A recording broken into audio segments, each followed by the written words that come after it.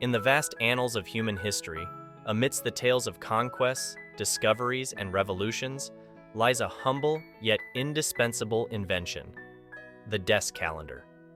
Picture this: you're seated at your desk, pondering the grand mysteries of the universe, or perhaps just trying to remember your dentist appointment. Suddenly, your gaze falls upon that trusty companion, the desk calendar, faithfully recording the passage of time in its neat little squares.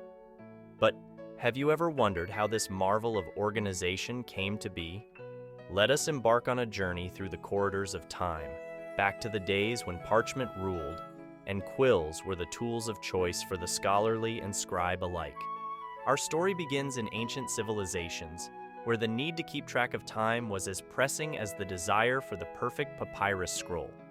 The Egyptians, those ingenious architects of antiquity, were among the first to devise a system for measuring time.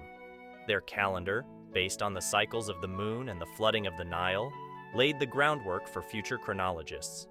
Yet, for all its ingenuity, it lacked the practicality and portability we associate with modern desk calendars. Fast forward to the medieval era, where monks diligently toiled away in scriptoria, illuminating manuscripts and preserving knowledge for posterity. It was in these cloistered halls that the precursor to the desk calendar emerged: the illuminated manuscript. These ornate books, adorned with intricate illustrations and meticulously handwritten text, often included calendars to aid in the calculation of feast days and holy festivals. But it was not until the Renaissance that the desk calendar as we know it began to take shape. With the invention of the printing press, books became more accessible than ever before.